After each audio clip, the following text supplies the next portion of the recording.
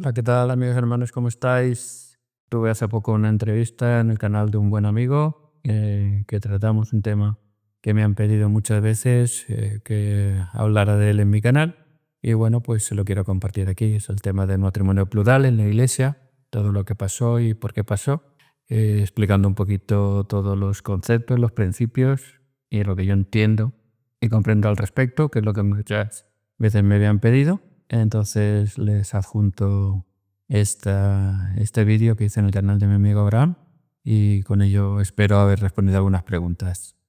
Muchas gracias, nos vemos pronto.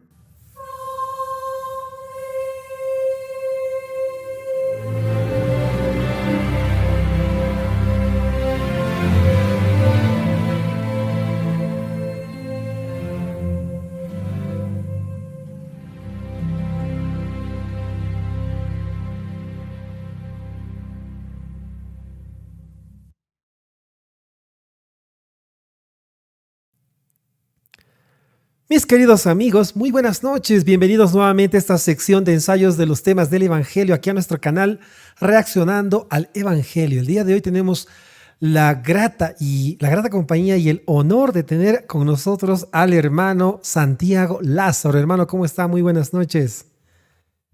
Pues muy bien, muchas gracias. Buenas noches. Aquí estamos. Realmente yo me siento muy honrado por usted, hermano, porque he visto muchos de sus videos y usted realmente tiene una capacidad increíble para defender lo que nosotros creemos frente a otras evangélicos y pastores de otras religiones. La verdad que lo he hecho muy bien. Gracias por estar aquí con nosotros. Muchas gracias. Y más, Se intenta. no, lo hace muy bien y justamente me alegra que esté conmigo en este tema que es tan delicado para los temas de la iglesia, porque existen muchos detractores o personas que no conocen el Evangelio que tienen dudas en cuanto a este tema, que es específicamente el tema de la poligamia. Es un tema bastante delicado para conversar, así que me parece bueno que nos pueda acompañar. Entonces, acá tenemos el segundo ensayo de la poligamia, mis queridos amigos. Habíamos leído el anterior en otra oportunidad, que es como un ensayo general en donde incluye referencias de los tres primeros ensayos, de los tres ensayos siguientes. Entonces, el que vamos a ver ahora titula de la siguiente manera: El matrimonio plural en Kirtland y en Nauvoo. Entonces, de eso es lo que vamos a empezar a conversar el día de hoy. Queremos decir a todos los que están viendo este directo que no duden en escribir sus comentarios, que los vamos a leer y cualquier pregunta la vamos a responder. Suri Santa dice, buenas, ¿cómo estás, Suri? Muy buenas noches. Bueno, vamos a empezar con el ensayo, que dice así. Los santos de los últimos días creen que la monogamia, o sea, el matrimonio entre un hombre y una mujer, es la ley permanente del Señor en cuanto al matrimonio. En tiempos bíblicos, el Señor mandó a algunas personas de su pueblo que practicaran el matrimonio plural, o sea, el matrimonio de un hombre con más de una mujer.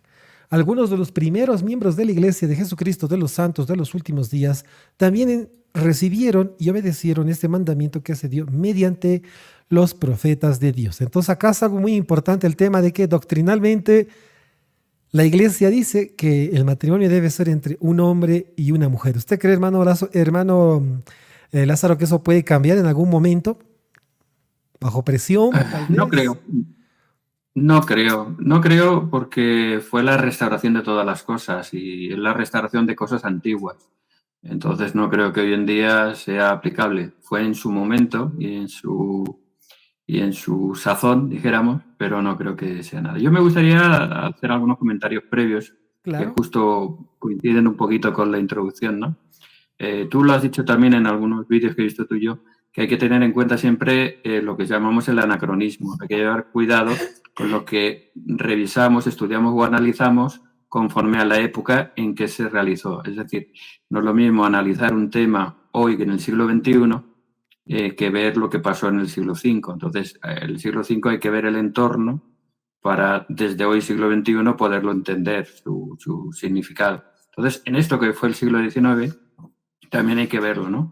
Yo siempre pongo un ejemplo cuando hablo de esto, es de Jesucristo. Jesucristo vivió hace 2000 años y Jesucristo, por ejemplo, si lo analizamos fríamente, parece xenófobo, parece machista, parece antiesclavitud, ¿no? Porque en el Evangelio de Cristo y Cristo mismo rechaza a la mujer sirofenicia, los apóstoles hablan de los esclavos como algo normal, no lo aceptan la esclavitud como algo normal, y para nosotros eso sería hoy en día es horroroso, ¿no? Como un cristiano puede aceptar la esclavitud de otro ser humano, cómo se puede rechazar a alguien por ser de otro país o de otra cultura, otra raza, y está en la Biblia, ¿no? Entonces hay que comprender que era cultura de la época y era algo que se hacía normalmente.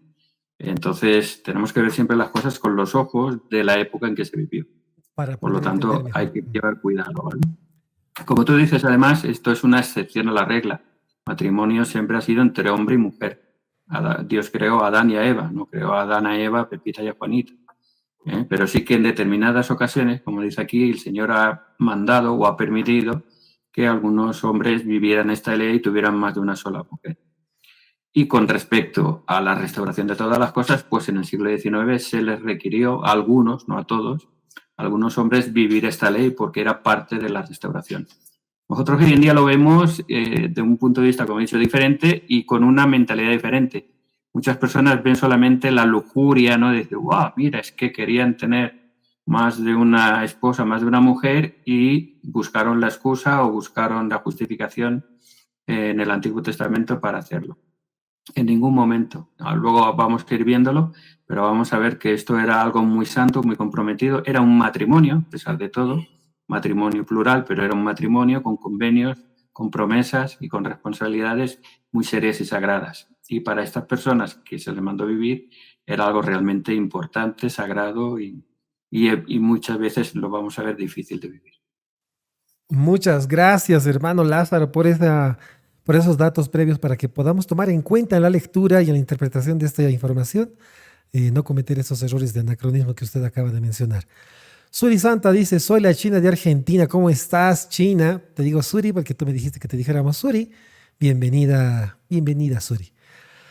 Y también aquí Paola MS manda sus saludos. Muy buenas noches, Paola. Entonces vamos a continuar con el ensayo. Como dijo el hermano Santiago, que la ley, como dice también acá en el ensayo, la ley permanente del Señor en cuanto al matrimonio es que es entre un hombre y una mujer. Bien lo explicó el hermano Santiago, no hay necesidad de continuar repitiendo eso. Vamos a pasar al siguiente punto. Dice, después de recibir una revelación que le mandaba a practicar el matrimonio plural, José Smith se casó con múltiples esposas e introdujo la práctica entre sus más estrechos colaboradores. Este principio fue uno de los aspectos más difíciles de la restauración, tanto para José Smith personalmente como para otros miembros de la iglesia. El matrimonio plural puso a prueba la fe y provocó controversia y oposición. Inicialmente fueron pocos los santos de los últimos días que aceptaron la restauración de una práctica bíblica, totalmente extraña a su sentido de moral. Pero más adelante, muchos de ellos testificaron de poderosas experiencias espirituales que les ayudaron a vencer sus dudas y les dieron el valor necesario para aceptar esta práctica. Bueno, es que acá también es importante mencionar de que, mire, yo me he equivocado en un video anterior.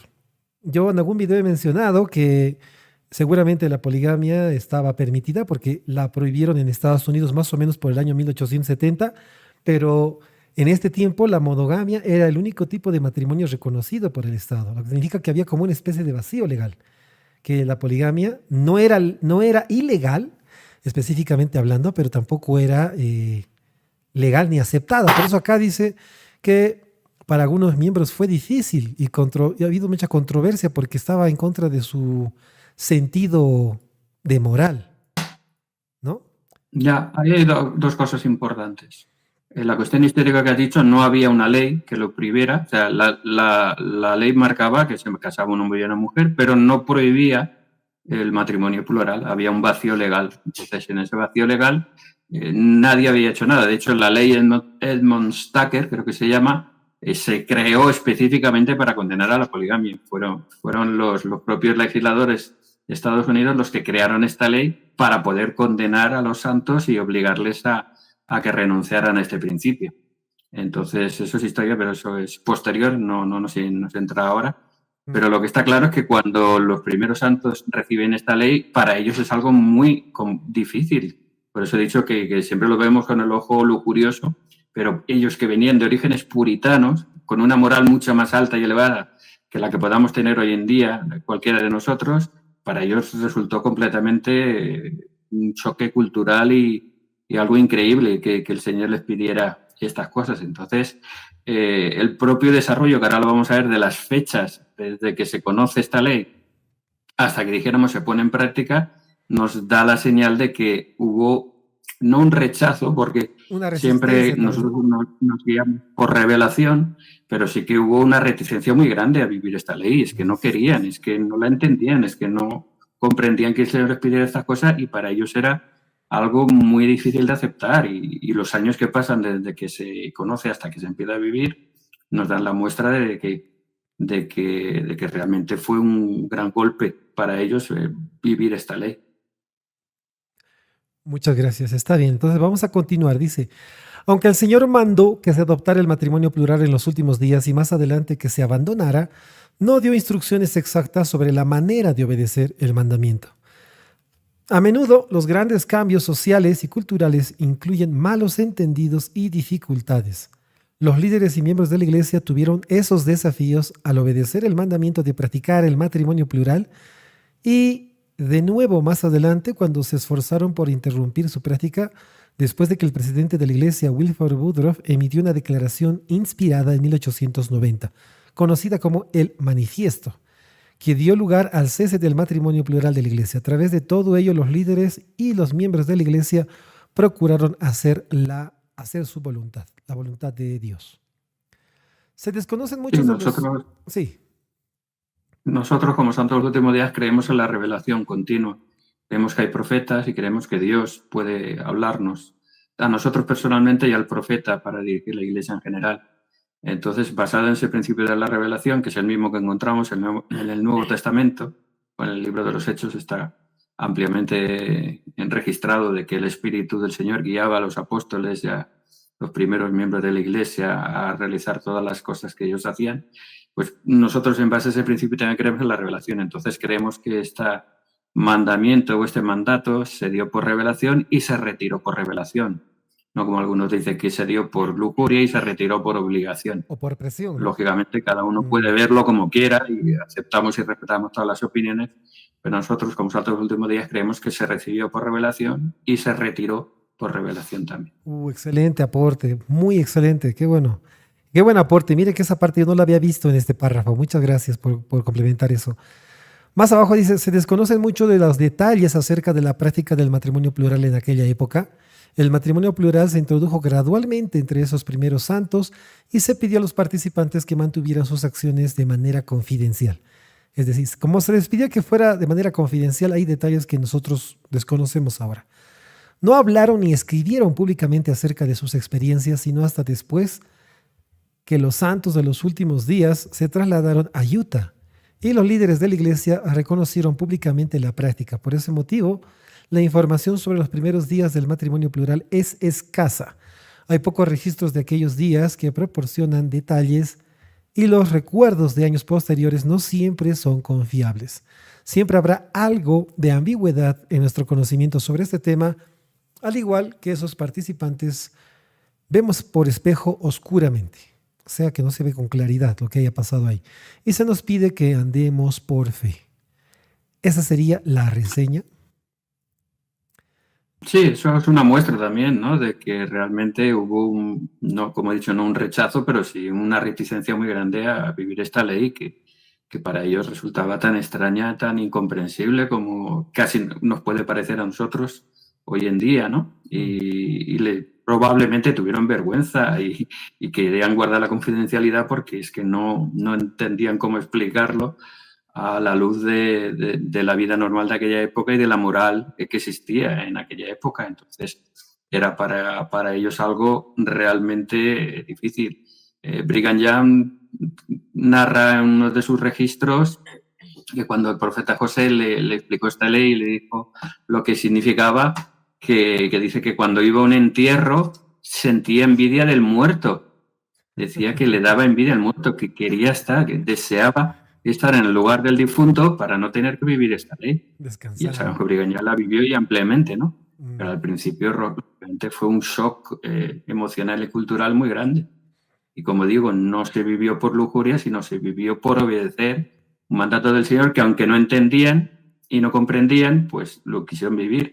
Y como lo hicieron, dijéramos, confidencialmente, como se dice, porque hasta 1843 es cuando José Smith, dijéramos, lo dice más abiertamente y públicamente, creo que es en 1852, cuando se expone esta doctrina ya públicamente a todo el mundo, pues desde 1831-32, que se parece ser que son las primeras revelaciones, hasta estos años, es decir, pasan 10 años para que sea más o menos conocido y 20 para que sea público. Todo esto creo que es muy claro de que para ellos no fue nada fácil.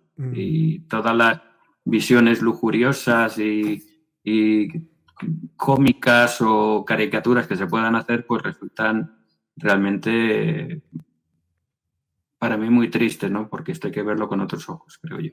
Sí, exactamente. Además que acá dice que fue hasta que se trasladaron a Utah que ya se hizo como públicamente, se reconoció públicamente esta práctica. Así que, como estamos viendo el ensayo este de Kirtland y en Nauvoo, como nos explica que hay muchos detalles que no son confiables, seguramente los detractores deben agarrar algunos recuerdos de algunos miembros que han vivido esta experiencia y lo han debido tratar de tergiversar estas cosas. Por eso es que acá dice que tanto los participantes como nosotros vemos por espejo oscuramente, es decir, que no podemos ver con claridad lo que haya pasado en esta época de la iglesia.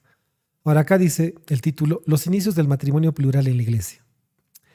Como dijo Santiago, vamos a poner acá otra forma de visualización, así vemos más claramente el contenido. Dice, la revelación sobre el matrimonio plural no se escribió sino hasta 1843. Como dijo el hermano Santiago Lázaro, es por revelación.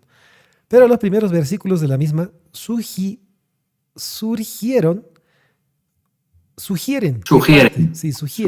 Pero los primeros versículos de la misma sugieren que parte de ella surgió del estudio de José Smith del Antiguo Testamento en 1831.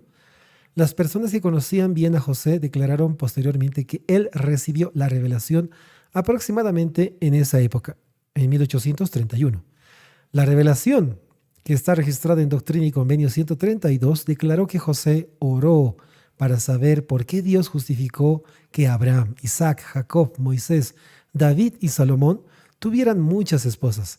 El Señor respondió que Él les había mandado vivir esa práctica. Los santos de los últimos días entendían que estaban viviendo en los últimos días, a los que las revelaciones llamaban la dispensación del cumplimiento de los tiempos. Los principios de la antigüedad, tales como profetas, sacerdocio y templos, se restaurarían en la tierra. El matrimonio plural fue uno de esos principios de la antigüedad. Es lo que mencionaste hace un momento, que era importante restaurarla. Restaurar todas las cosas, como parte de la restauración está restaurar todas las cosas, ¿no? Y el Señor pues pidió, ahora luego veremos algunos motivos o vamos a suponer, tampoco tenemos, como acabamos de leer, no tenemos todos los datos, solo tenemos algunos testimonios y algunas pruebas o testimonios posteriores, pero lo que está claro es que todo esto era parte de la restauración de todas las cosas y tenía un propósito que luego intentaremos descifrar un poquito. Pero esto mismo nos hace ver un poquito, ¿no?, esas reticencias de vivir esta ley, que aunque se conoce desde 1831, no es hasta 1843 que se da la revelación oficial, y luego creo que es 1852 o 53 cuando ya públicamente se dice. O sea que pasó mucho tiempo y muchas cosas para que realmente se implementara o se desarrollara este principio o esta forma de matrimonio. Sí, exactamente. Y mire que aquí dice que era importante la restauración de este principio, al igual que en la antigüedad existían profetas, sacerdocio y templo. Entonces era parte de esto, porque estábamos en una situación en la que muchos llamaban la dispensación del cumplimiento de los tiempos. Y eso sí he escuchado bastante. Por eso es que se llama la Iglesia de Jesucristo de los Santos de los Últimos Días. Nosotros creemos que esta es la última dispensación. Siguiente punto dice la parte. Me gustaría hacer una anotación que es importante. Cuando se habla de poligamia o matrimonio plural, en la Biblia vemos que se practicó en el Antiguo Testamento ampliamente, y lo que no podemos ver, y he desafiado muchas veces que habla este tema con algunos que se oponen o que nos critican por ello, es que no hay ninguna condena en la Biblia contra este principio. Es una forma de matrimonio, pero es ordenado por Dios, autorizado por Dios y en algunos momentos permitido por Dios, que no es el matrimonio habitual, que es monógamo, pero sí que en ciertas excepciones el Señor lo permite. Cuando Él lo autoriza y Él lo permite, es un matrimonio común como otro cualquiera. Y no es condenable decir que es anticristiano o que es un pecado, porque es que en la Biblia no lo vas a encontrar. Yo siempre desafiando digo, muéstrame en qué parte de la Biblia dice que la poligamia es un pecado. Y claro, no puede, no se podría poner porque estarían criticando a su padre Abraham, a los padres, a los patriarcas de toda la religión del Todos los cristianismo. patriarcas, los profetas, los reyes, Es el gran imposible. David, Exactamente, que se sí. tuvo esposas y concubinas, que nosotros nunca tuvimos concubinas, solo esposas. Exactamente, sí, así es. Bueno, gracias por la aclaración, sí.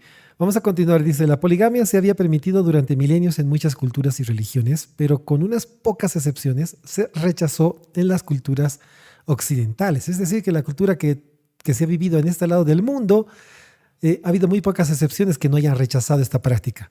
En la época de José Smith, la monogamia era la única forma legal de matrimonio en los Estados Unidos. José sabía que la práctica del matrimonio plural incitaría a la ira pública. Tras recibir el mandamiento, lo enseñó a unos pocos colaboradores, pero no lo difundió ampliamente en la década de 1830. Es lo que habíamos mencionado hace unos momentos, ¿no? Que la práctica no era específicamente ilegal, pero la única forma legal de matrimonio era la monogámica. Entonces él sabía que eso iba a incitar, ¿no? Iba a causar un poco de controversia, por eso lo maneja en confidencialidad. Cuando Dios manda que se realice una tarea difícil, a veces envía mensajeros adicionales para incentivar a su pueblo a que obedezcan. En congruencia con ese modelo, José Smith les dijo a sus colaboradores que un ángel se le había aparecido 3 veces entre 1834 y 1942. Él le había mandado poner en práctica el matrimonio plural cuando él dudaba en llevarlo a cabo. Durante la tercera y última aparición, el ángel llegó con una espada desenvainada, amenazando a José Smith con destruirlo a menos que procediera a obedecer plenamente el mandamiento. Bueno, este antecedente es con el que Sí, muchos esto es lo que nos atacan. critican muchas veces. Dicen, Exacto. qué conveniente que el ángel estuviera con la espada desenvainada. No sabemos, nosotros no somos profetas, no tenemos ese tipo de experiencias, pero lo que está claro es que cuando el Señor nos pide algo, Sí. nosotros tenemos que obedecer. Y bueno, pues cada uno podrá cuestionar lo que quiera o no, las son libres, pero si una persona está intentando esforzarse por obedecer al Señor, decirlo con todas sus consecuencias. Exactamente, sí, nosotros estamos intentando obedecer al Señor en todas las cosas, tienes razón. Un poquito se perdió la señal, Santiago, un poquito, pero Sí, sí entendí. creo que se queda un poquito congelado por ahí. Sí, Espero que se haya entendido sí, el sí, concepto. se comprendió muy bien. Bueno, prosigamos. Dice, hay evidencia fragmentaria que indica que José Smith obedeció el primer mandato del ángel al casarse con una esposa plural, Fanny Alger en Kirtland, Ohio, a mediados de la década de 1830. Varios santos de los últimos días que habían vivido en Kirtland informaron décadas después que José Smith se había casado con Alger, quien vivía y trabajaba en una casa de la familia Smith. Después de obtener su consentimiento y el de los padres de ella, se sabe poco acerca de ese matrimonio. Y no se sabe nada acerca de las conversaciones entre José y Emma con respecto a Alger. Cuando el matrimonio con Alger terminó en una separación, José parece haber puesto a un lado el tema del matrimonio plural, hasta después de que la iglesia se trasladara a Nauvoo, Illinois. Sí, ahí hay un periodo de 10 años prácticamente que José, dijéramos, lo vivió con una sola esposa plural, se llamaba esta chica Fanny Alger, que trabajaba en su casa y vivía en su casa. De ahí vienen también algunas historias muy de vieja del visillo, que digo yo, de chismes de viejas, de que si era su amante y que luego porque los pillaron una vez y para justificar entonces inventó la ley de la poligamia, ¿no?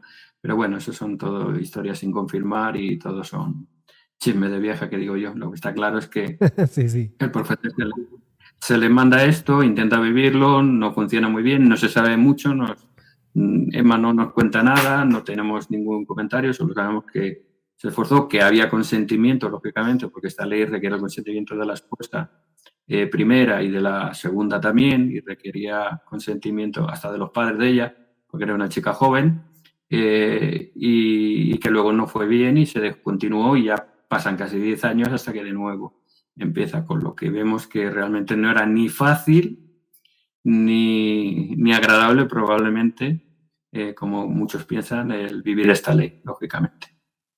Muy bien, sí, así es como también lo relata acá.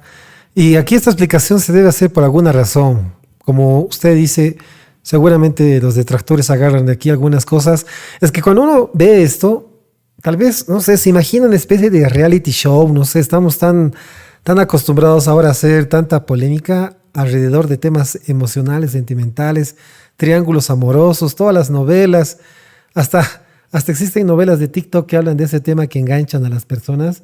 Y me parece que ahí es donde va la gente cuando piensa en esto. Lo ve de una forma lujuriosa, escandalosa. Por eso es importante que aquí se aclare que era un tema importante para la restauración de todas las cosas. A ver, ¿qué más dice aquí abajo? Yo me Siguiente punto. preguntaría, no pienses lo que en el fondo estás tú deseando, que a lo mejor estás pensando que pasó lo que a ti te Exactamente. gusta que pase. Así que primero deja de ver la paja en el ojo ajeno y vigila que no tengas tú una viga en el tuyo. Exactamente. Es como hacer una proyección, ¿no? Yo veo esta situación y me imagino cómo hubiera actuado yo y por eso empiezo a conjeturar de que seguramente José Smith tenía esa lujuria, ese tipo de pensamientos que seguramente yo los tendría. Es una forma de proyectarse, como usted lo acaba de mencionar. Exactamente. Ahora, siguiente punto, dice el matrimonio plural y el matrimonio eterno. La misma revelación que enseñaba sobre el matrimonio plural era parte de una revelación más amplia dada a José Smith, que el matrimonio podía perdurar más allá de la muerte y que el matrimonio eterno era esencial para heredar la plenitud que Dios desea para sus hijos. Es decir, que aquí está hablando primero del matrimonio eterno. Ya en 1840, José Smith le enseñó en privado al apóstol Parley P. Pratt que el orden celestial permitía que Parley Pratt y su esposa estuvieran juntos en esta vida y la eternidad. José Smith también enseñó que hombres como Pratt, que se habían vuelto a casar tras la muerte de su primera esposa, podían casarse o sellarse a sus esposas por la eternidad bajo las condiciones apropiadas.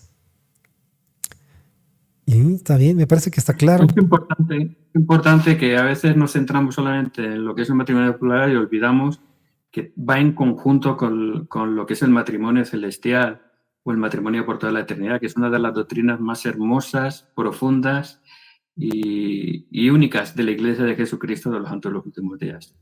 Casi todas las iglesias prácticamente que yo conozca, cuando te casan hasta que la muerte te separe. Si no lo dicen así, por lo menos lo dan a entender, ¿no? Pero realmente lo que distingue a nuestra iglesia es que creemos que las familias pueden ser eternas, que la relación matrimonial y parental, de padres a hijos, permanece por todas las eternidades, que vamos a vivir como esposo y esposa, como padres e hijos, como hijos y padres, por toda la eternidad, y que ese vínculo que en esta tierra que es tan fuerte, que no hay nada más fuerte que el vínculo de la sangre y de la relación. Yo creo que si te pregunto a quién has querido más en esta vida, pues supongo que será tu madre. Creo que más que una madre no hay nada en este mundo. El amor de una madre y el amor de una madre es lo más grande que hay en este mundo. Y luego ya en tu esposa, tu esposo, pues es una unión que yo siempre me pregunto, es una pregunta muy importante, ¿cómo Dios crearía un amor tan grande entre un hombre y una mujer que se destruyera con la muerte? No tiene ningún sentido. No tiene ningún sentido que Dios cree en nosotros o deje que crezca en nosotros un amor tan importante y tan fuerte, tan profundo hacia tu esposo o tu esposa, que luego diga, bueno, pero hasta aquí, se murió y se acabó. Tu esposa por un lado a tocar el arpa y tú a tocar el banjo por la otra.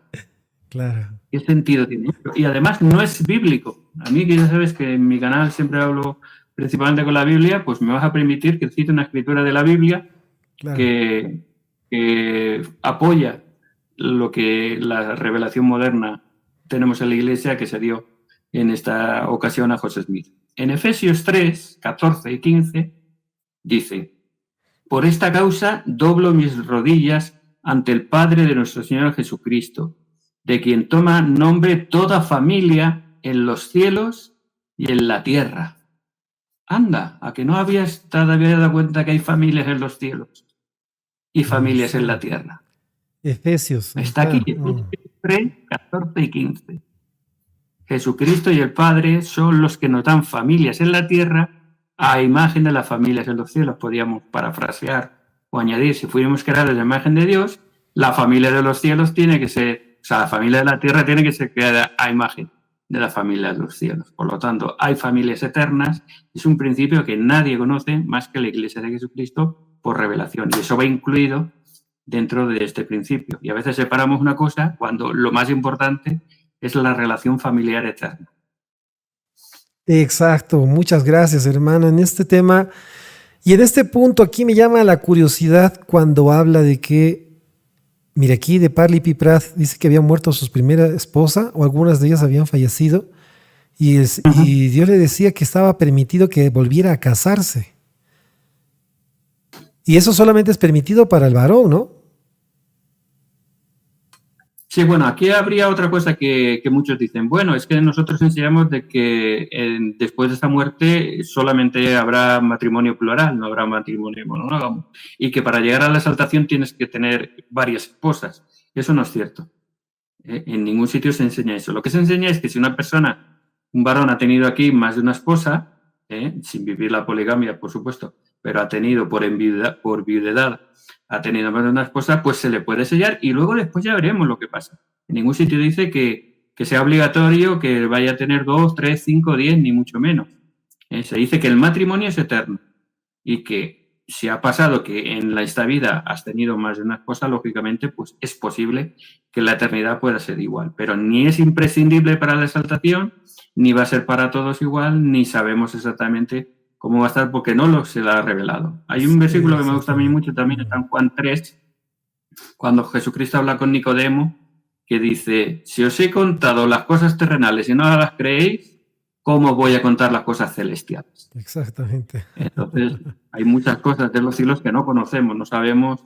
Yo siempre digo, ¿las puertas del cielo se abren hacia adentro o hacia afuera? Pues no lo sé. No sé. Importante que pueda entrar yo, es lo que me importa, ¿no? Sí. Pero no sabemos si se abren hacia adentro, hacia afuera, si son correderas, si suben para arriba, no sabemos, ¿no? Hay cosas que no sabemos porque si ni siquiera somos capaces de vivir las cosas terrenales, ahí lo dice claro Jesucristo, ¿cómo os voy a enseñar la celestial?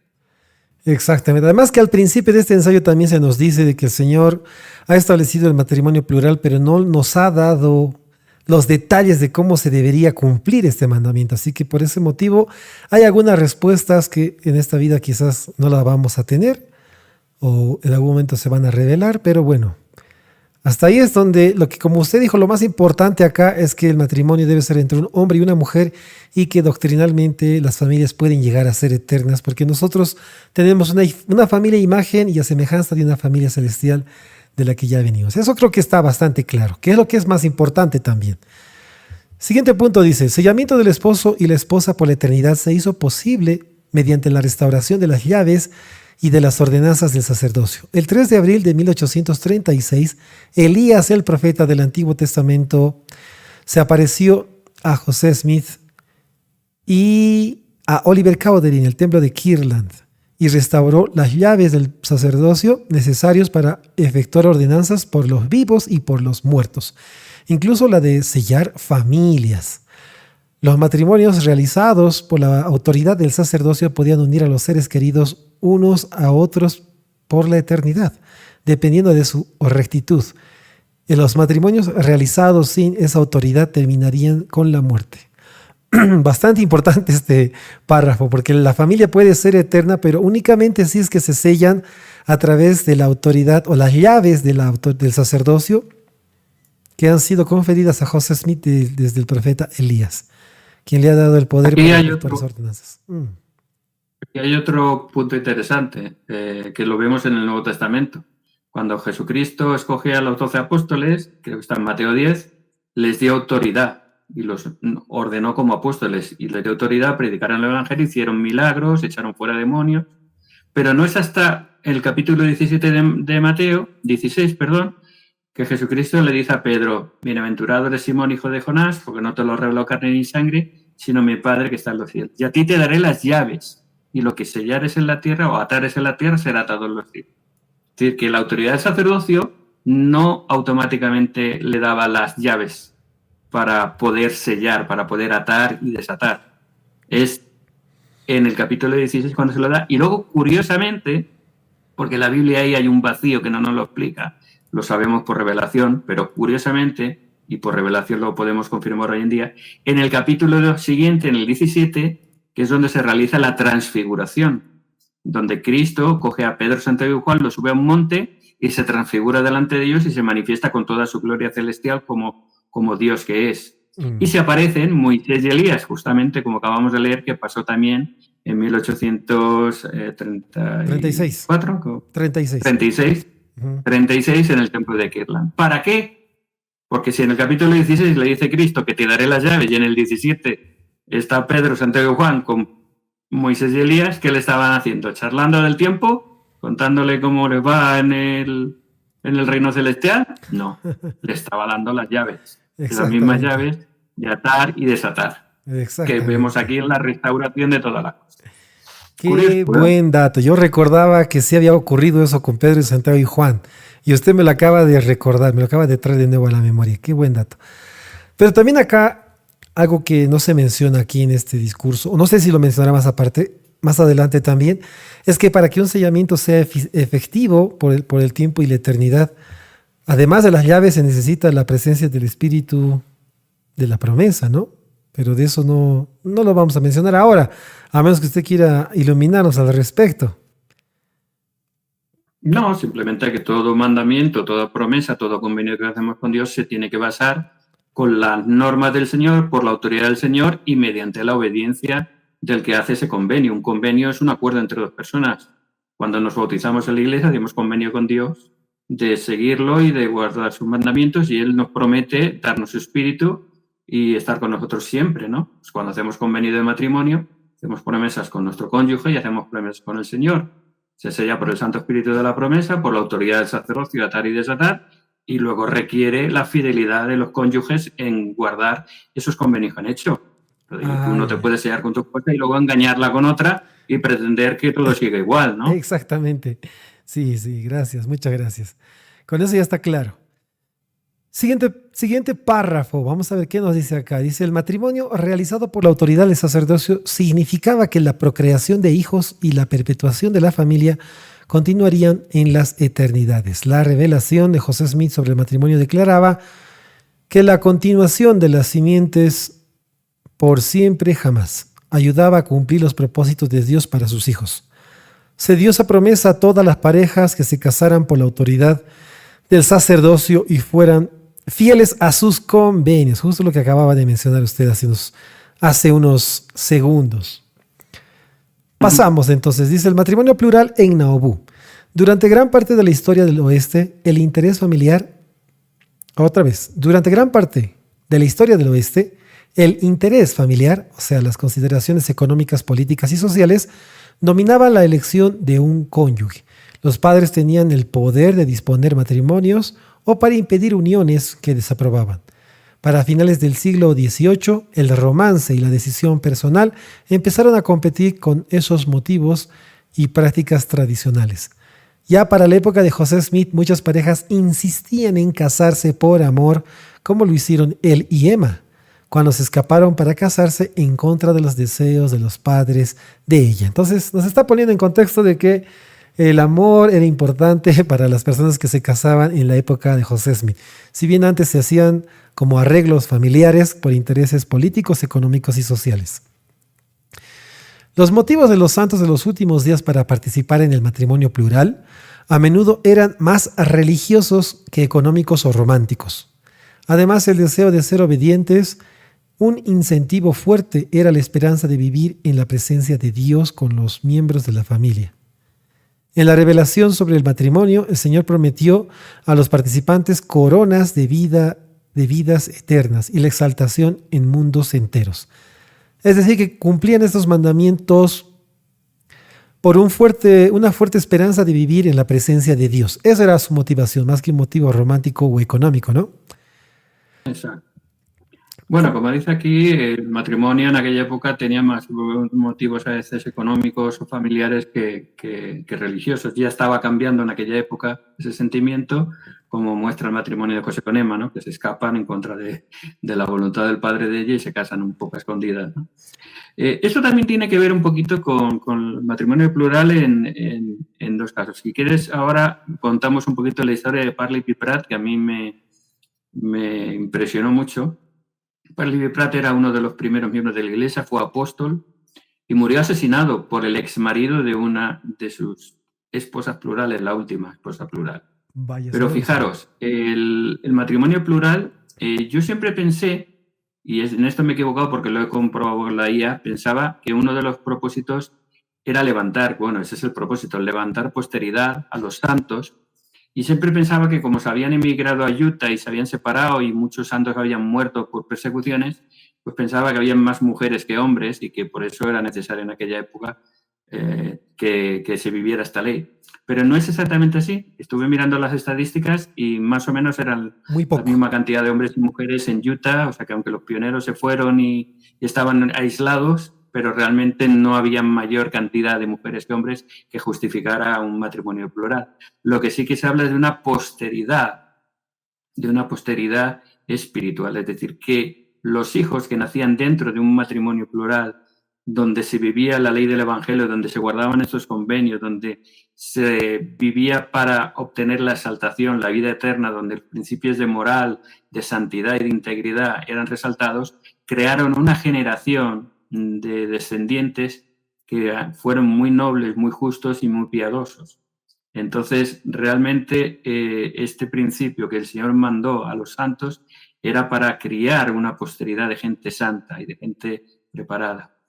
En este caso, además, y lo vamos a ver con varios casos, Parley P. Pratt, que como digo fue apóstol, me llamó mucho la atención porque tenía como 50 años, creo, 50 y algo años, cuando muere asesinado por el ex de su última esposa. Él tenía 50 años, o 50 y algo, 56 creo que tenía, y tenía ya 12 esposas.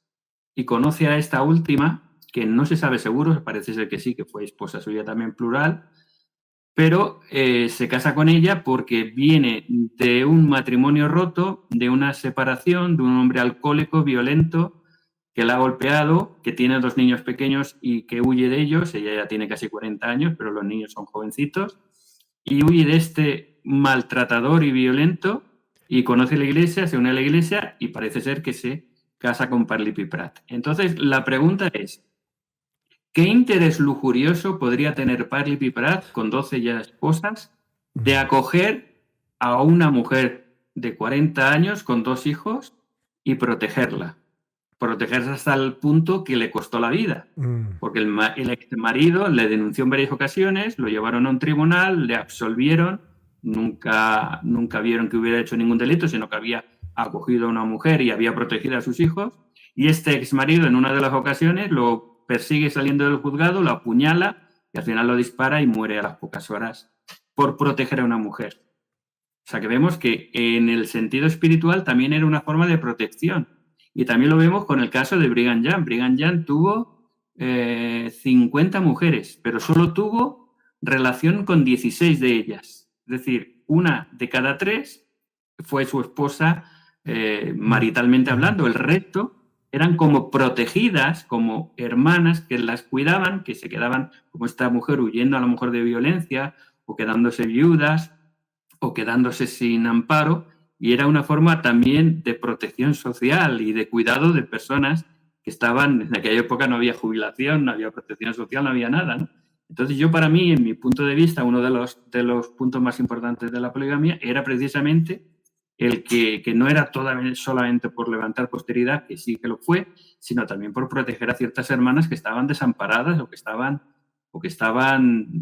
desprotegidas en muchas ocasiones. Entonces, la familia plural era una forma de acoger, de proteger y de cuidar a personas que de otra manera hubieran quedado desamparadas. Entonces, tiene muchas aristas ese tema, que a veces nos examinamos, nos centramos nada más que lujuria y no vemos mucho más allá. Luego veremos un caso muy interesante también al respecto.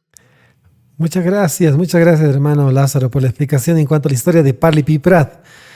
Y aquí tenía algo en la cabeza cuando usted estaba hablando, que ahorita casi se me va, pero en la Biblia también está escrito que aquellos que pueden vivir en poligamia también deben velar, como usted dijo, por darle a cada una de ellas el cuidado que se merece. Es decir, alguien que tiene escasos recursos, que es un haragán, tal vez un vicioso, no podía tener más esposas, porque obviamente no se trata de acumular mujeres, sino se trata de, como usted dijo, levantar posteridad para el Señor y tener para cada una de ellas las condiciones necesarias, ¿no? Los cuidados necesarios. Más adelante dice, ¿dónde estábamos? Acá. Los motivos de los santos de los últimos días para participar en el matrimonio plural a menudo eran más religiosas que económicas. Eso ya lo habíamos visto. Nos hemos quedado acá. Ya lo hemos leído un poquito más adelante. Aquí dice, hombres y mujeres, padres e hijos, antepasados y progenie habían de ser sellados unos a otros, y ese compromiso perduraría en las eternidades en concordancia con la promesa de Jesús de que las ordenanzas del sacerdocio efectuadas en la tierra serían atadas en los cielos. Ahí está hablando del sellamiento de las familias. El primer matrimonio plural en Nauvoo tuvo lugar cuando Louisa Beeman y José Smith fueron sellados en abril de 1841. Él se casó con muchas otras esposas y autorizó que otros santos de los últimos días practicaran el matrimonio plural. Al principio esa práctica se extendió lentamente. Para junio de 1844, cuando murió José Smith, aproximadamente 29 hombres y 50 mujeres habían entrado en el matrimonio plural. Bastante poquito. Además de José y sus esposas. Esto, perdona que te interrumpa, ¿no? Hay algunos que dicen, bueno, hablan del matrimonio plural y no se acuerdan que tenía unas normas muy claras. Hablan del matrimonio plural y piensan que cualquier hombre decía, pues yo quiero 3 esposas, yo quiero 5 y yo me las guiso, yo me las como Juan Palomo, ¿no? Decimos en España. Exacto. No, el matrimonio plural se tenía que autorizar por los líderes del sacerdocio, se tenía que consentir, la primera esposa tenía que consentir, si la primera esposa decía que no podía tener una segunda esposa, la segunda, tercera tenía que aceptar que iba a estar en un matrimonio plural y las 2 esposas eran con los mismos derechos y la misma autoridad, no eran concubinas, eran esposas del mismo nivel y por lo tanto el marido tenía las mismas obligaciones hacia las 2 y tenían la misma responsabilidad y el mismo cuidado. Y como ahora vamos a ver por las estadísticas, como aquí comentaba, no todos lo vivieron. De hecho, estuve yo buscando porque no tenía tampoco datos, no hay muchos datos exactos, pero según la inteligencia artificial, entre un 15 y un 20% de varones practicaron el matrimonio plural durante estos 40 o 50 años que se vivió este matrimonio plural. Es decir, que no todos los que querían ni los que podían lo hacían. Ni era obligado, ni todos podían hacer lo que quisieran. Es decir, de todos los varones que vivieron en Utah entre 1850 y 1890, que termina de vivirse esta ley, solamente 1 de cada 5 o de cada 6 vivió esa ley. Es decir, que por cada hombre polígamo que habían 5 o 6 que eran monógamos. Un porcentaje muy pequeño. Es que todo el mundo en Utah tuviera matrimonio plural. Sí. Y en el anterior ensayo, también habíamos visto... Yo había visto que las mujeres no estaban obligadas a vivir en un matrimonio plural, es decir, si ellas no querían hacerlo, no se casaban, al igual que si no querían casarse en un matrimonio monogámico, tampoco nadie te obligaba, es decir, todo el mundo lo hacía en base al conocimiento que comprendía y bajo su consentimiento. Como hemos visto hace un momento, la mayoría de los sud lo hacían por la esperanza de la promesa de tener una vida eterna como familias en la presencia de Dios. Esa era como la mayor motivación que quizás ha movido a muchos de los hermanos sud. Ahora, Lady Pereira dice en los comentarios, Muchas gracias, excelentes aclaraciones. Agustín, ¿cómo estás? Agustín nos dice del toque del Clarín con Agustín. Excelente, bueno verlos compartiendo la verdad del Evangelio, también comenta Agustín. Un saludo hasta México. Bueno, estábamos en donde dice, aquí, cuando los santos entraron al Valle del Lago Salado en 1847, por lo menos 196 hombres y 521 mujeres habían entrado en matrimonios plurales. Los que participaron en los matrimonios plurales de aquella primera época prometieron mantener confidencialidad su participación, aunque preveían que llegaría el momento en que la práctica se reconocería públicamente. Sin embargo, los rumores se difundieron.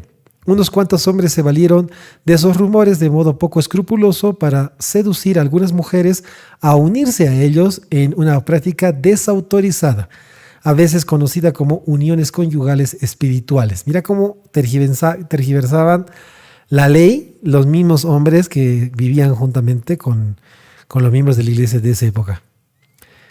Cuando esto se descubrió, esos hombres fueron... Sí. Esto es lo que siempre pasa, ¿no? Frente a la ley y a la norma siempre hay abusadores que transgreden las leyes y las normas y quieren sacar provecho, sí que hay gente que quiere sacar provecho. Entonces, lógicamente algunos hicieron cosas que no debían. De hecho, cuando se llega el manifiesto y se prohíbe vivir esta ley en 1890, algunos no quisieron aceptar este mandamiento y siguieron viviendo esta ley por su cuenta. Lógicamente, después fueron excomulgados y ya no son miembros de la Iglesia. Pero aún perduran, y por eso algunas veces nos acusan de que todavía somos polígamos, porque perduran algunos que se autollaman mormones, pero que no tienen nada que ver con la Iglesia de Jesucristo, los santos de los últimos días, y que viven el matrimonio plural por su cuenta y riesgo. Lógicamente, esto sin autorización de la Iglesia, sin permiso del Señor y sin que sea correcto hacerlo, porque lo viven a la manera que les da la gana, no como el Señor estableció las normas que estamos diciendo, de permiso de la primera esposa, de voluntariedad de hacerlo, de respeto, de igualdad y demás, ¿no? Y estos grupos, pues aún siendo pequeños, pero llaman mucho la atención, como el famoso Warren Jeff, que acabó en la cárcel hace poco, porque ya abusaba de niñas y porque obligaba y porque era un delincuente y está en la cárcel y me alegro mucho. Pero aún a veces dicen, no, es que Warren Jeff es mormón. No tiene nada que ver. No tiene nada que ver con nosotros. Disidentes que hicieron la guerra por su cuenta y que abusaron de este principio para intereses personales. Exacto, es que siempre existe gente que quiere doblar la norma, quiere manipularla. Mire que la juventud también pasa esto, ¿no? Les dicen, la ley de castidad es no tener relaciones sexuales con alguien que no sea tu cónyuge legal y legítimamente casado. Y los jóvenes dicen, algunos, ¿no? No todos, algunos jóvenes que quieren, con el mismo espíritu, quieren doblar la ley y dicen, definamos relaciones sexuales. Entonces, podemos hacer esto, pero esto otro no, y empiezan a doblar a su conveniencia las leyes que son establecidas por el Señor. Y eso pasa mucho también. Entonces, acá es importante hacer un llamado de atención. Todo. Exactamente. Muy bien, y entonces acá dice que a este grupo de personas, dice que cuando cuando esto se descubrió, estos hombres fueron excomulgados de la iglesia, ya que estaban haciendo la práctica de la poligamia de forma desautorizada. Han aprovechado de esta práctica. Dice aquí, los rumores instaron a los miembros y a los líderes a publicar negaciones cuidadosamente elaboradas que denunciaban las uniones conyugales espirituales y la poligamia, pero no mencionaban lo que José Smith y otros consideraban como el matrimonio celestial plural mandado por Dios. Es que lo seguían manejando en confidencialidad. Por eso la iglesia negaba a las uniones conyugales espirituales, pero no hablaban tampoco de la poligamia que vivía José Smith, ¿no? No estaban todavía compartiendo públicamente lo que se había mandado en este punto. Las declaraciones recalcaban que la iglesia no practicaba ninguna ley marital aparte de la monogamia, aunque implícitamente dejaba abierta la posibilidad de que algunas personas, bajo la dirección del profeta viviente de Dios, pudieran hacerlo. Qué complicado. Qué complicado tener que manejarlo en confidencialidad. Ahí genera mucha apertura que haya especulación y que haya cualquier tipo de ataque. Bueno, cuando se supo o se publicó ya oficialmente, hubieron, desórdenes, hicieron leyes, como digo la Edmund Tucker, que llevaron a miembros de la Iglesia a la cárcel por practicar el matrimonio plural, incluso, pero fueron leyes hechas específicamente para condenar este tipo de práctica porque lo consideraban algo antibíblico. Y mira, yo, por ejemplo, hoy, hace un rato, porque esto ya como tú estuvimos hablando, estuve haciéndome unas notas y buscando, investigando algunos datos, y 10 minutos antes de conectar me vino a la cabeza una cosa que había pensado pero que no lo había comprobado. Y es la famosa ley del levirato. ¿Sabes lo que es la ley del levirato?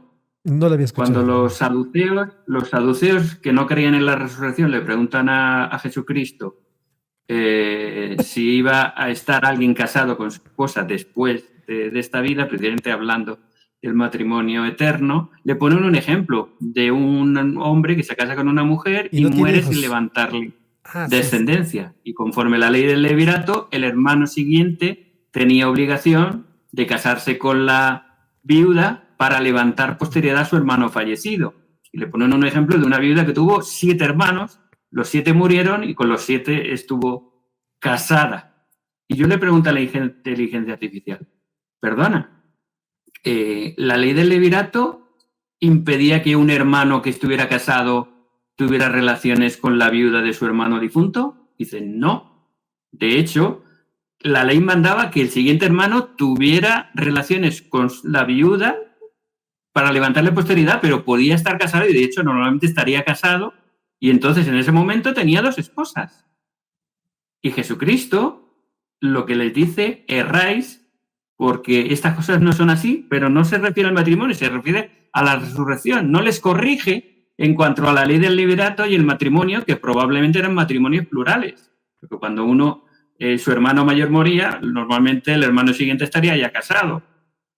Es lo normal. Sí. O si no estaba casado, no pasaba nada. Pero si estaba casado, no tenía que dejar su esposa para tener relaciones con la viuda. Sino que realmente era un matrimonio plural y en el Antiguo Testamento y en el pueblo de Israel se practicaba muchas veces, en muchas ocasiones. Entonces, Cristo ahí no les corrige en cuanto a la ley del levirato o el matrimonio plural, sino les corrige en cuanto a la resurrección. Dice que la resurrección estará lógicamente con su primer marido y que la resurrección ya no es tiempo de casarse, que el tiempo de casarse es ahora. Eso, pero no les corrige con la ley de levirato. Exacto, muy interesante ese dato. Recuerdo que les dice que en el cielo no se casan ni se dan en matrimonio, algo así les dice. En la resurrección. En la resurrección. La resurrección ni se casan ni se dan en casamiento.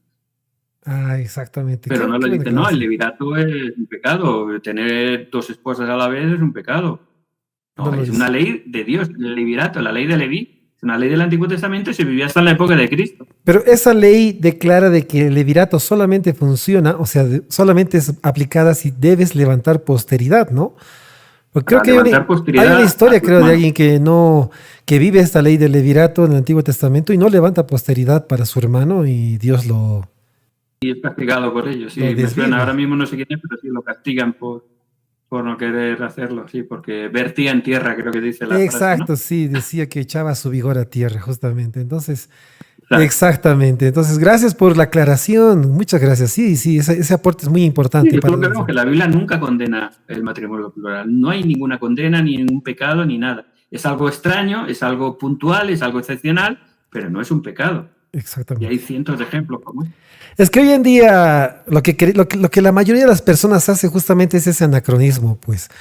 Nosotros pensamos que estamos en el pináculo más elevado de la moralidad en toda la historia y queremos condenar a todas las personas del pasado con nuestra brújula moral, porque se escandalizan muchísimo por qué tuvieron tantas esposas, porque no entienden la ley, ¿no? Y también se escandalizan porque algunas de ellas eran bastante jóvenes.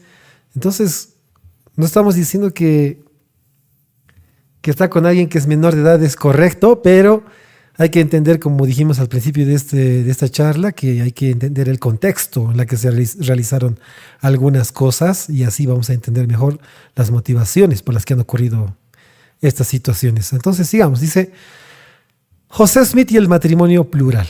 Durante la época en que se practicó el matrimonio plural, los santos de los últimos días hicieron una distinción entre los sellamientos por esta vida y la eternidad y los sellamientos solo por la eternidad. Los sellamientos por esta vida y la eternidad abarcaban compromiso y relaciones familiares durante esta vida. Ya, aquí está claro. Y generalmente incluían la posibilidad de relaciones sexuales. Los sellamientos solo por la eternidad indicaban que eran relaciones solo para la vida venidera. Es decir, que te podías sellar a alguien, pero que en esta vida no ibas a tener ninguna relación de ningún tipo, pero estabas sellándote con esa persona por la eternidad. ¿Razones existirán para eso? Seguramente. Es que... Sí, si vemos el ejemplo de Brigham Young, que tuvo 56 esposas, pero solo tuvo descendencia o relaciones con 16, probablemente las otras 40 pues fueron sellamientos espirituales, pero para la nunca eternidad. conllevaba una relación carnal, dijéramos. Y a José Smith se le sellaron, hasta después de muerto, se le sellaron personas, hermanas que no habían tenido esposo, pues se sellaban a José Smith esperando estar con él en la eternidad, pero eran sellamientos que no implicaban una relación personal. Una relación en vida, claro, obviamente no había ningún tipo de vida familiar. O en vida a lo mejor, pero no con una relación marital, simplemente una relación espiritual para el futuro. De hecho, se casaban a veces con personas, igual que se casaron con lo que nos asusta o que insultan a veces diciendo que si eran pederastas, porque se casaban con jóvenes de 14 o 15 años, que en aquella época era lo más normal del mundo, porque a partir de los 12 años era legal que una chica se casara. También se casaban a veces con señoras que les doblaban la edad y no creo que tuvieran ningún interés lujurioso en casarse con una abuela o con una señora mayor, porque estamos hablando de una época además que a los 50 años, como Parley Vipra 56, cualquier persona moría ya de muerte natural. Claro. 50 años en aquella época era un lujo. Sí, era un lujo. Era un lujo. Claro, ahora es juventud. Yo en aquella época estaría ya sentado en una butaca esperando la muerte, ¿no? Porque la promedio eran 50 años. Después de 50 años prácticamente llegaban muy poquitos. Exactamente. Y justamente vemos que hay muchas vertientes, muchos matices que no analizamos correctamente. Exacto. Sí, justamente por eso es que se casaban tan jóvenes, porque la esperanza de vida era menor también. Claro, era muy corta. Bueno, dice, la evidencia indicaba que José Smith participó en ambos tipos de sellamiento. Se desconoce la cantidad exacta de mujeres a las que fue sellado en esta vida porque la evidencia es fragmentaria. Algunas de las mujeres selladas a José Smith testificaron posteriormente que su matrimonio fue por esta vida y la eternidad, mientras que otras indicaron que sus relaciones fueron solo por la eternidad. Entonces el dato exacto no se sabe, pero ha habido testimonio de ambas cosas. La mayoría de las mujeres que fueron selladas a José Smith entre 20 y 40 años al momento de su sellamiento a él, la mayoría de las mujeres que fueron selladas a José Smith tenían entre 20 y 40 años al momento de su sellamiento a él. La mayor, Fanny Young, tenía 56 años. La menor era Helen Mar Kimball, hija de Herbert C. y Bilate Murray Kimball. No sé cómo se le hará su nombre. Amigos íntimos de José Smith, la cual fue sellada a José Smith varios meses antes de cumplir los 15 años. El matrimonio a esa edad, que no es apropiado según las normas de hoy, era legal en esa época, y algunas mujeres se casaban a mediados de la adolescencia. Helen Mar Kimball habló de su sellamiento a José Smith como solo por la eternidad, lo cual sugiere que la relación no incluía las relaciones sexuales. Después de la muerte de José Smith, Helen se volvió a casar y llegó a ser una defensora elocuente de él y del matrimonio plural. Esta niña, esta joven es polémica. Igual se podían casar con una jovencita que con una mujer de 56 años. Recordemos que José murió a los 38. Si se casó con ella antes, pues imagínate casarte con una abuela, prácticamente. Exactamente, sí. Y sobre esta jovencita... Todo, sí. Y había de todo. Sí. Pero es que de esto es de lo que hacen mucho antagonismo. Hay un TikToker ahí que habla solamente de eso. De ese detalle para mostrar o querer mostrar de que todo era así, y que todo era por lujuria y que todo era pues una barbaridad, cuando ni era una barbaridad ni era por este sentido. No sé si lo menciona aquí, que recuerdo ahora que se selló incluso, o se sellan incluso a mujeres ya casadas. Pero no era era por una forma de establecer relaciones familiares. En aquella época el tipo de sellamiento, creo que lo dice después, ¿no? En verdad que me estoy adelantando, ¿no? A ver, vamos a ver. No era quizás vertical como es ahora, sino horizontal. Entonces era una manera de emparentar familiarmente para estar juntos familias en la eternidad. Pero no incluía ni relaciones familiares ni que tuviera una mujer dos esposos, que sería poliandria, sería lo contrario. Creo que lo dice más adelante, me parece que me he adelantado. Pero está Sigue, bien. por favor, Está muy bien, está bien. Vamos a seguir. Perdón. Después de su casamiento con Louisa Beeman y antes de casarse con otras mujeres solteras, José Smith se selló a varias mujeres que ya estaban casadas. Ahí está, justamente el tema.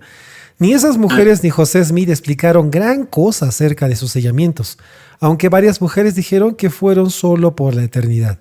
Otras mujeres no dejaron ningún registro, por lo que se desconoce si su sellamiento fue por esta vida o por la eternidad o solo por la eternidad. Mira que aquí la iglesia no trata de maquillar nada. Está diciendo que como no ha habido registro, pues se desconoce, pero creo que es evidente, ¿no? Es como evidente que ha sido solamente por la eternidad. Existen varias explicaciones posibles para esa práctica. Esos sellamientos pueden haber brindado una forma de crear un enlace eterno entre la familia de José Smith y otras familias dentro de la iglesia.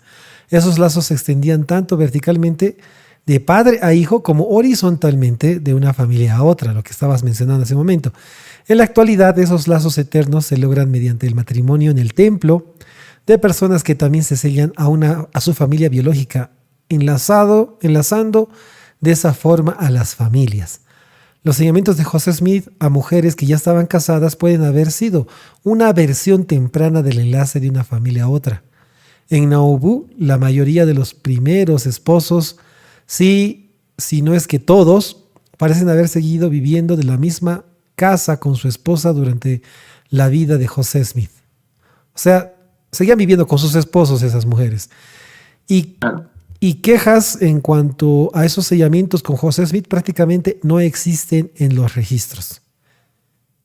Como he dicho, era una especie de intentar unir familias, ¿no? Porque lo normal es ser padre-hijo, esposo-esposa, padre-hijo, vertical, pero estas uniones al principio eran también, aparte de verticales, horizontales en el sentido de que, oye, yo me llevo muy bien contigo, somos amigos, somos hermanos, vamos a sellarnos mutuamente para estar juntos como amigos y como hermanos por toda la eternidad. Esto es un poquito también la explicación sería de que el proceso de la restauración también fue progresivo, no se recibió toda la información de golpe, ni se vivió de golpe. El proceso de la restauración llevaba una serie de desarrollos que fueron con el tiempo pasando y cambiando, sin cambiar la esencia, pero sí a veces cambiando las formas y los modos y los modelos de hacerlo. Entonces, parte de la restauración, lógicamente, estaba en que cosas que antes hacían ahora no se hacen. Pero no es que estuvieran mal, sino que tenían otra perspectiva y tenían lo que se llama un desarrollo teológico que fue llegando hasta nuestros días.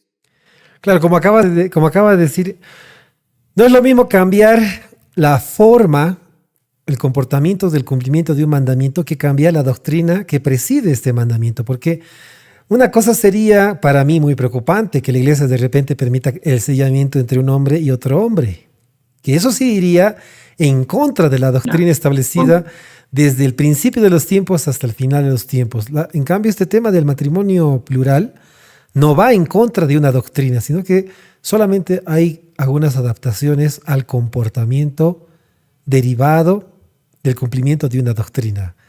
Sí, se entiende, pero como ha sido progresivo, como dijo hace un momento Santiago, hay algunas cosas que se han practicado en este tiempo que obviamente en este tiempo no se está aplicando. En este momento no puede ocurrir ese tipo de sellamiento horizontal. No sé si eso estoy equivocado o estoy en lo cierto. No, es así, es así. Ahora ya no se puede vivir ese tipo de sellamientos. Flowers dice en los comentarios, saludos, qué genial ver su colaboración. Gracias Flowers, un saludo, estimado Flowers, hasta Guatemala. Luego, ¿qué más dice acá? Dice, ¿nos falta poco, creo, o nos falta mucho? Parece que este ensayo es el... Falta un poquito, hay que correr un poco. Sí, hemos escogido el más largo de todos. Bueno, dice, otra explicación de esos sellamientos puede haber sido que José Smith estaba renuente a entrar en el matrimonio plural por la pena que le causaría a su esposa Emma. Tal vez él haya pensado que los sellamientos a mujeres casadas cumplirían con el mandato del Señor sin requerirle que tuviera relaciones maritales normales.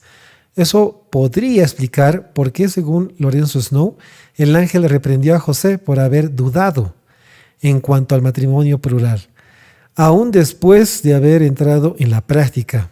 Después de esa reprensión, según esta interpretación, José regresó principalmente a sellarse con mujeres solteras. Entonces, esto es como dice otra explicación. ¿Por qué son explicaciones? Porque, hermanos, estamos aquí en un ensayo. Los ensayos están escritos por eruditos que han ayudado con la iglesia para hacer este tipo de documento, pero todavía no es un documento oficial. Hay que recordar que todos estos ensayos están todavía en un proceso de investigación. Así que es una forma, es otra explicación que se encuentra acá, que tal vez para no hacerle sentir mucho dolor o pena a Emma, José Smith se empezó a casar con mujeres casadas, con las que no tenía que tener una relación física, y es por eso que un ángel se le apareció para reprenderlo y decir, ¿por qué dudas? Porque dice que después de esa reprensión, según esta interpretación, José regresó principalmente a sellarse con mujeres solteras. Es una explicación. Luego dice, otra posibilidad es que en una época en que el periodo de vida de una persona era más corto que hoy día, las mujeres fieles sentían la urgencia de ser selladas por la autoridad del sacerdocio. Varias de esas mujeres estaban casadas con hombres que no eran mormones o que habían sido mormones, y más de una de ellas expresó posteriormente que era infeliz en su matrimonio. Al vivir en una época en que era difícil obtener un divorcio, es posible que esas mujeres hayan creído que el sellamiento a José Smith les daría las bendiciones que de otra manera no recibirían en la vida venidera. Yo comprendo muy bien este párrafo. Yo, Santiago, tengo una mamá que tiene ahora sus 70 años ya, y está casada con mi padre, que ha sido miembro de la iglesia, pero está completamente inactivo. Yo recuerdo que ella quería tener su investidura sí o sí, y teníamos líderes antes que no eran como los más elocuentes, que no le querían dar las investiduras a mi madre, a pesar de ser fiel por más de 15 años en la iglesia, no le querían dejar ser investida. Así que, bueno, pues yo creo que estas mujeres se sentían así, ¿no? Que querían entrar en el convenio del matrimonio de alguna manera, ya que la vida podía terminar en cualquier momento. Al final, bueno, mi mamá tuvo sus investiduras y ahora es muy feliz entrando al templo. Es muy feliz haciendo eso. Me alegro mucho. Yo entiendo entonces más o menos por qué en este párrafo explica este sentimiento de varias mujeres que tal vez se sentían estancadas, que no podían seguir adelante. Siguiente párrafo dice, las mujeres que se unieron a José Smith en matrimonio plural arriesgaron su reputación y su amor propio al asociarse con un principio muy ajeno a su cultura y tan fácilmente malentendido por otras personas. Hice un sacrificio mayor al entregar mi vida, dice él. Dijo Sina Huntington Jacobs, ya que no esperaba que jamás se me volviera a considerar una mujer honorable. Sin embargo, escudriñé las escrituras y mediante la oración humilde a mi Padre Celestial obtuve un testimonio por mí misma. Después de la muerte de José, la mayoría de las mujeres selladas a él se trasladaron a Utah con los santos, permanecieron siendo miembros fieles y defendieron tanto el matrimonio plural como a José Smith. Ahora vamos aquí al tema del primer matrimonio, dice José y Emma. El matrimonio plural fue difícil para todos los que participaron en él. Para Emma, la esposa de José Smith, fue una prueba intensamente dolorosa. Son pocos los registros de las relaciones de Emma al matrimonio plural. No dejó ningún relato escrito por ella, lo cual imposibilita el recrear sus pensamientos. José y Emma se amaban y se respetaban profundamente. Después de que él entró en el matrimonio plural, en su diario derramó los sentimientos de su corazón en cuanto a su amada Emma, a la que describió como mi Emma valiente, firme y decidida, inmutable y afectuosa. Después de la muerte de José, Emma guardó un mechón de cabello de él en un medallón que llevaba alrededor del cuello. Emma aprobó, al menos por un tiempo, por lo menos 4 de los matrimonios de José Smith en Nauvoo, y aceptó que esas 4 esposas vivieran en su casa. Es posible que haya aprobado otros matrimonios también, pero es muy probable que Emma no se haya enterado de todos los sellamientos de José. Vaciló en su opinión del matrimonio plural. En ocasiones lo apoyaba y en otras lo denunciaba. En el verano de 1843, José Smith dictó la revelación sobre el matrimonio, un texto largo y complejo que contenía promesas gloriosas y advertencias severas, algunas de ellas dirigidas a Emma. La revelación instruía a los hombres y las mujeres a obedecer la ley y los mandatos de Dios para poder recibir la plenitud de su gloria. La revelación sobre el matrimonio requería que una mujer diera su consentimiento antes de que su esposo pudiera entrar en el matrimonio plural. Lo que tú decías al principio del matrimonio. Creo que es el convenio abrámico, ¿no? ¿Qué hace eso? O no lo sé. No obstante, hacia el final de la revelación, el Señor dijo que si la primera esposa no acepta esta ley, el mandato de práctica del matrimonio plural, entonces el esposo quedaría exento de la ley de Sara. Supuestamente, el requisito de que el esposo obtuviera el consentimiento de la primera esposa antes de casarse con mujeres adicionales. Es decir, que si la esposa no quería, pues nada iba a pasar.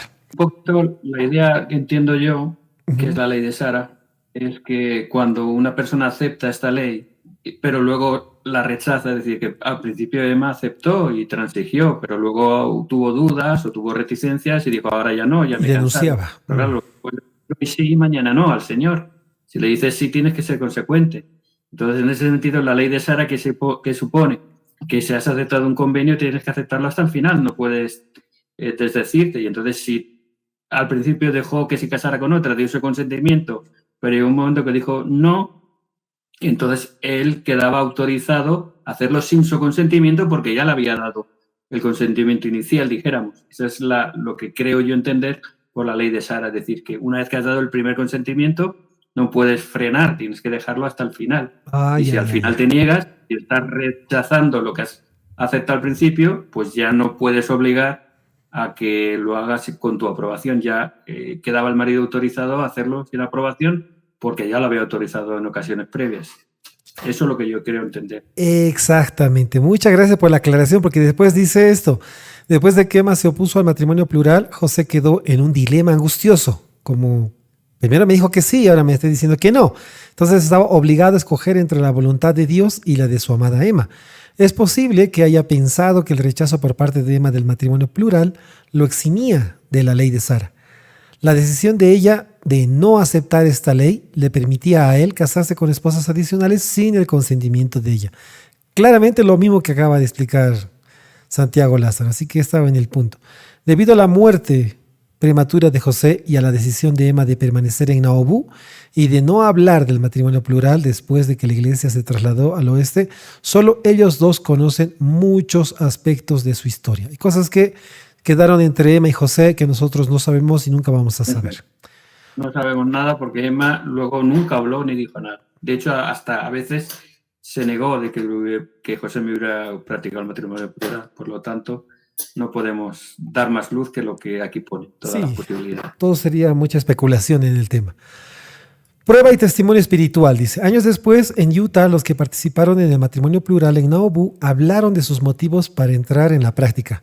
Dios declaró en el libro de Mormón que la monogamia es la norma. Sin embargo, a veces mandaba el matrimonio plural para que su pueblo pudiera levantar posteridad para él. De hecho, el matrimonio plural dio como resultado un mayor número de hijos de padres creyentes.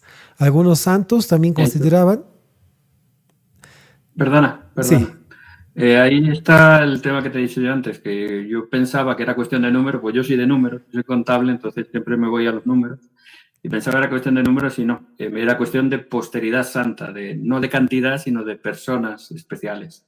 Y luego hay un ejemplo que no sé si me gustaría comentarlo, el de una hermana que vivió en Utah. Es posterior a esto, pero es un ejemplo, aunque no sea de este caso, de esta época, dijéramos, pero es la hermana Martha Hughes Cannon, no sé si tienes por ahí la foto, la hermana Cannon, que vivió, fue la segunda esposa de un matrimonio plural.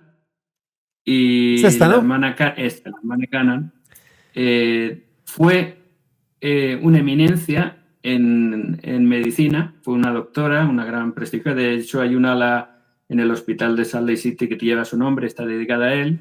Y luego, si ves, hay una estatua que hace poco dedicaron la estatua. Está en el Capitolio de Washington, la central de la política americana. Han hecho esta estatua, creo que fue el año pasado, o este año, no me acuerdo, hace poco, dedicada a ella, porque además de ser una gran doctora y una gran eminencia, es que fue la primera senadora estatal de los Estados Unidos de América. En 1896 se presentó a las elecciones, porque en Utah se podía votar, las mujeres podían votar desde 1870, mucho antes de las famosas sufragistas inglesas, que fueron 50 años después.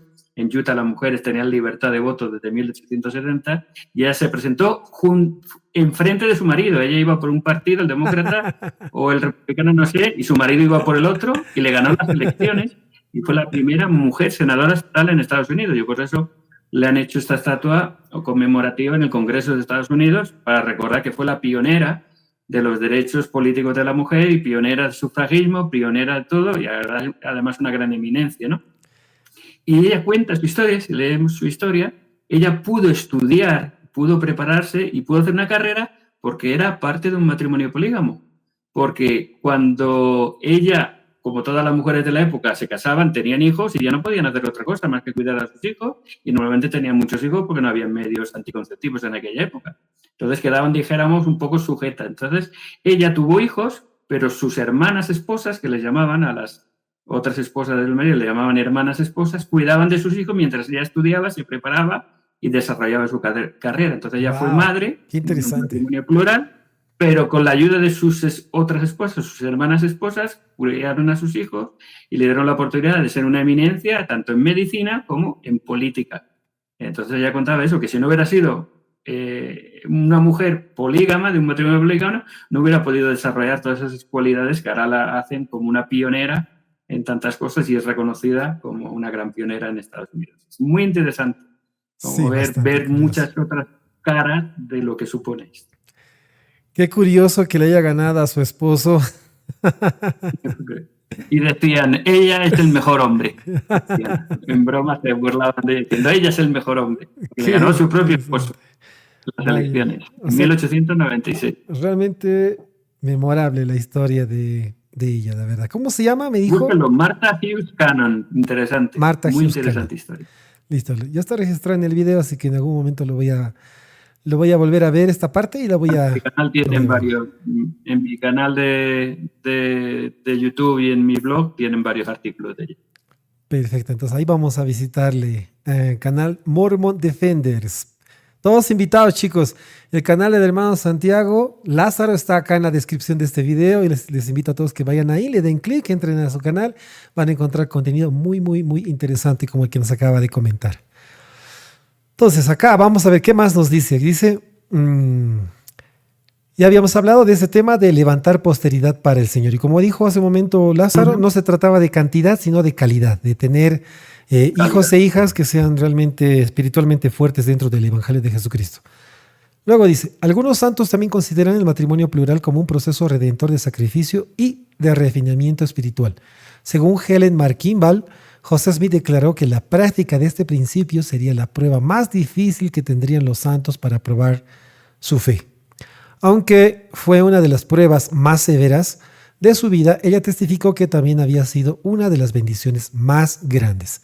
Su padre, Heber C. Kimball, estuvo de acuerdo. Nunca sentí más pesar. No, estuve de acuerdo. Punto, dice ahí. Nunca sentí más pesar, dijo él, acerca del momento en que se enteró del matrimonio plural en 1841. Lloré por días. Tenía una buena esposa. Estaba satisfecho. Es lo que expresaba su padre Herbert C. Kimball, ¿verdad? Luego dice, la decisión de aceptar una prueba tan desgarradora usualmente se tomaba solo después de orar sinceramente y de intensa reflexión. Brigham Young dijo que al enterarse del matrimonio plural fue la primera vez en mi vida que deseé morir, lo que mencionamos hace un momento. Tuve que orar sin cesar, dijo él. Tuve que ejercer la fe y el Señor me reveló la verdad de ello y quedé satisfecho. Heber C. Kimball halló consuelo solo después de que su esposa Bilate, o Bileith, no sé cómo se pronuncia eso, tuvo una misión que le testificó que el matrimonio plural era correcto. Tuvo una visión. Me dijo, recordó posteriormente la hija de Bilate, que jamás vio a un hombre tan feliz como a mi padre cuando le descubrió la visión y le dijo que estaba satisfecha y que sabía que era de Dios. ¡Wow! Qué interesante que tu misma esposa te diga que sí evidentemente viene de Dios. Lucy Walker Eso es recuerda... como he dicho al principio, que realmente era una prueba. Para ellos no era nada agradable. Pues Brigham Young quería morirse, este hombre no quería decirlo, tuvo que su esposa recibió una revelación escondida de él, ni siquiera sabía. La historia completa es que él no le dijo por qué estaba tan preocupado y ella recibe esa visión y le dice, es que es esto lo que pasa y es lo correcto. ¿Entiendes? O sea, que era una prueba. Por eso digo que siempre el matrimonio plural fue una prueba, no fue un vicio o una lujuria de los primeros santos, sino que fue una prueba para ellos de fe. Exacto, y aquí estas pequeñas historias lo demuestran. Lucy Walker recordó la agitación interior que sintió cuando José Smith la invitó a ser su esposa. Dice, todo sentimiento de mi alma se rebelaba con repulsión en contra de ello, escribió.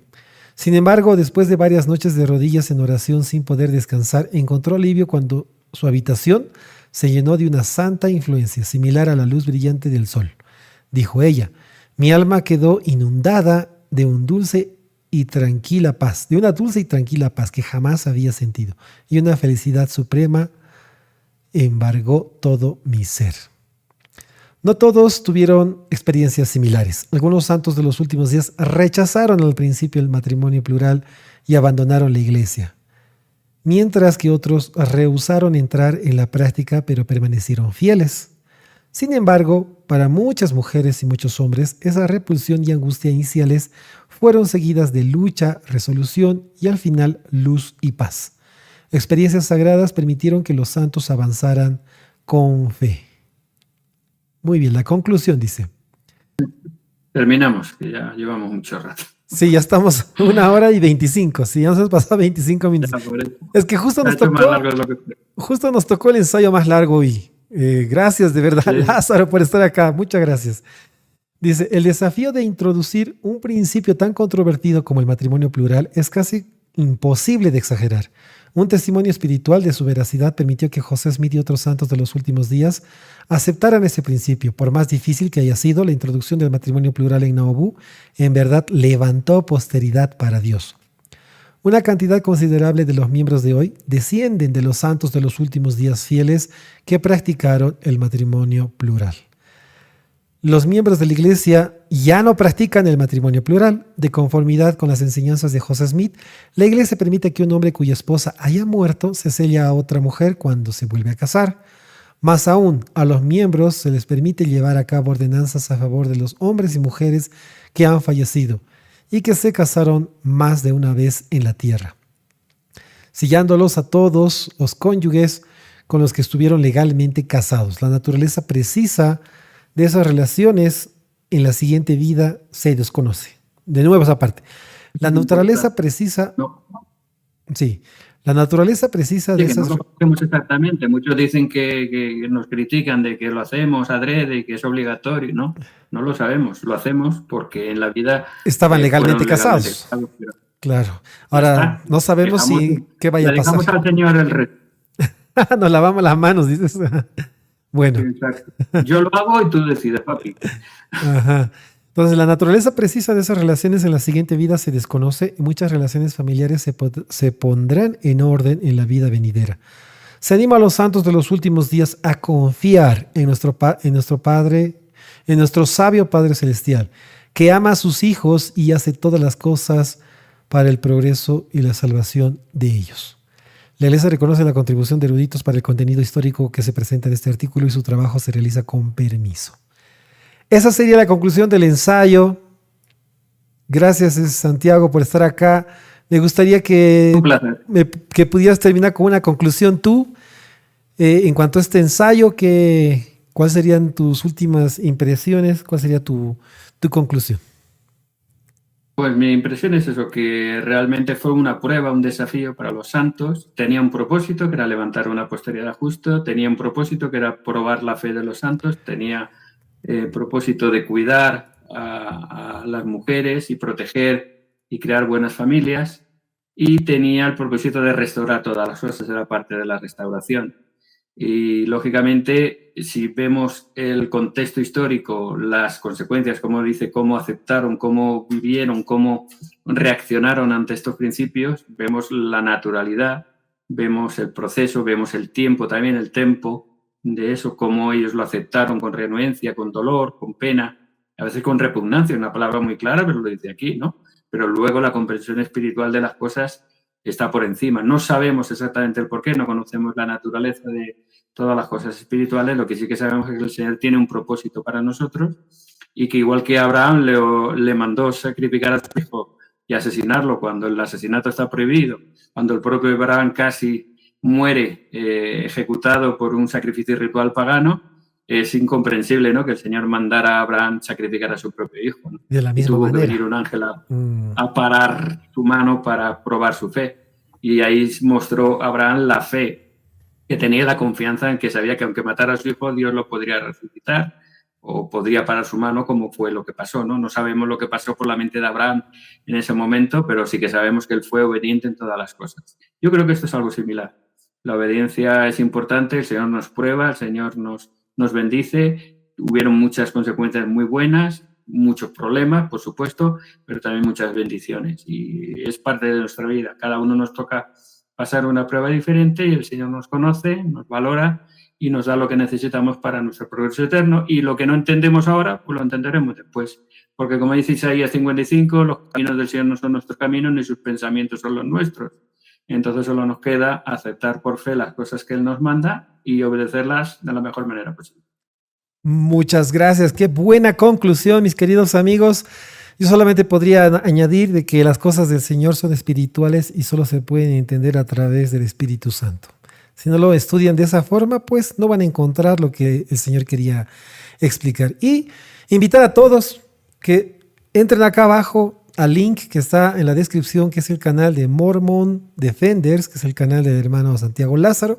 Muy buen canal. Yo espero con ansia su regreso. Para quienes no lo saben, él está en este momento descansando un poco de la creación de contenido, pero muy pronto viene recargado, ¿no, hermano Lázaro? Entonces, les invito a todos a que se suscriban al canal. La vuelta. Y bueno, gracias muchachos, gracias a todos por acompañarnos en este día, quienes lo van a ver después del directo también. Invitarles a que se suscriban al canal y bueno, pues agradecido con ustedes. Entonces, sin nada más que decir, yo me despido de ustedes. Hasta otra oportunidad. Chao. Gracias, hermano Santiago. Nos vemos. Chao, chao.